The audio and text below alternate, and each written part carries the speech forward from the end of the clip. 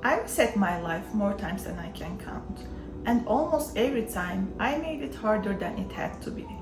This time I want to make things differently. This time I'm not trying to fix everything. Hello everyone, this is Zeynep. I'm about to start culinary school in less than 2 months. It's a full-time program with early mornings and my schedule will shift. My energy will be pulled to different directions. And before that begins, I wanted to create some kind of rhythm that feels good to live inside. I don't want to begin this new season already overwhelmed. I've tried to start fresh moments before, where I tried to change everything at once and ended up exhausted and irritated. This time I'm not looking for perfection, I just want to feel comfortable in my own life. What I really mean by reset. Life, just like a house, needs maintenance time to time. Not a renovation, just upkeep. Right now I am in that phase, where I want to clear some clutter, reset a few systems, and gently prepare myself for a new chapter that needs more time and energy. The last thing I want is to burn out before this season even starts. Let's be honest, it's very easy to burn out while we are trying to feel better. So I've been thinking about how to approach this reset in a way that feels good and sustainable. These are the things I keep in mind as I move through this reset. I'm remembering why I'm doing this. Before starting a reset, the most important thing I was doing was sit with it. What in my life actually needs attention? Not everything, just the parts that need some care. I'm doing this because in less than 2 months I'm gonna start culinary school. And I want to take this time to care for myself. I want to make my life easier before it gets fuller. There are parts of my life that I've been neglecting for a while. Spaces, habits, small details I kept postponing. And now I want to gently return to them.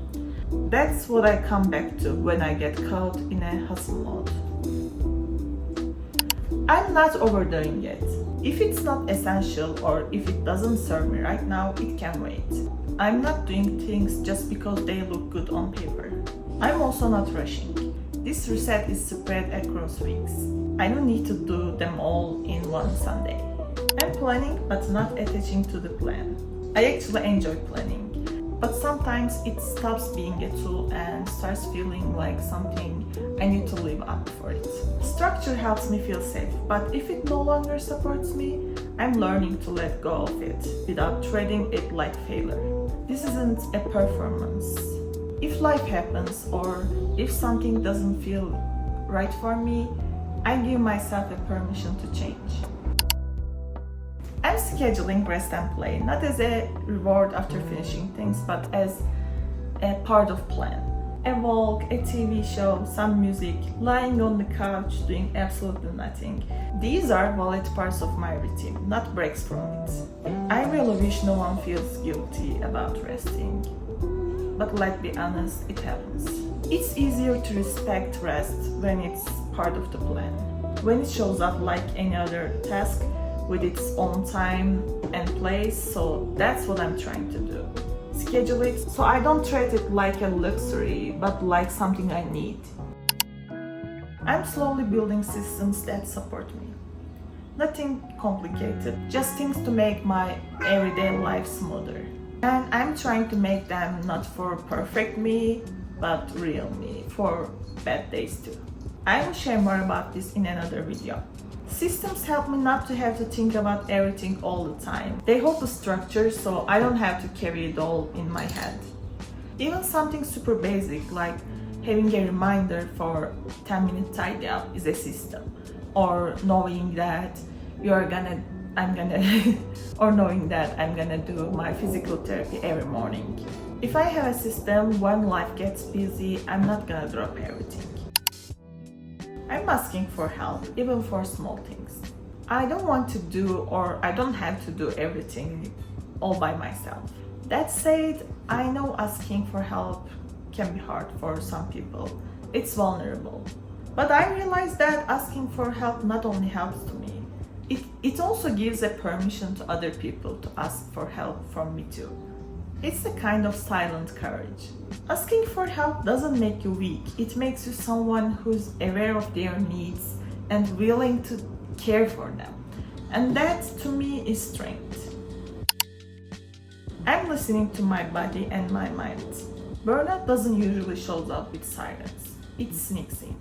It's that subtle resistance to getting out of bed, that low level of fog you can't quite name, or the way your shoulders start hurting before you even realize you've been anxious for days. So now I try to check in. I'm asking myself, do I feel calm? Am I holding my breath again? Or do I need some alone time? If I'm tired, I rest. If I feel anxious, I try to journal or step away from this noise. If I feel off, I'm not trying to bulldoze everything to do things on the paper. My body usually knows before I do. It tells me in tension, in cravings, in forgetfulness. Listening isn't always convenient, especially when you really want to push through, but it's the most reliable reset I have. When I looked at my needs right now, I have a few clear things stood out.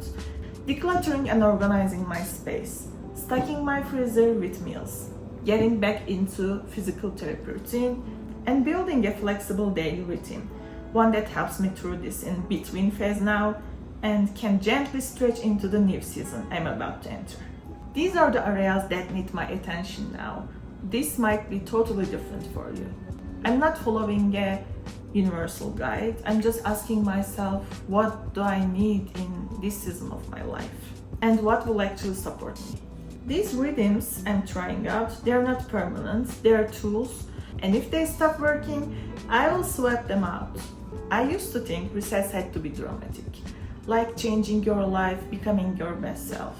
But now I just want to be someone who can keep going. That feels enough for me. In the next few videos, I will be sharing this process slowly. If you're in a season like this too, we can reset together.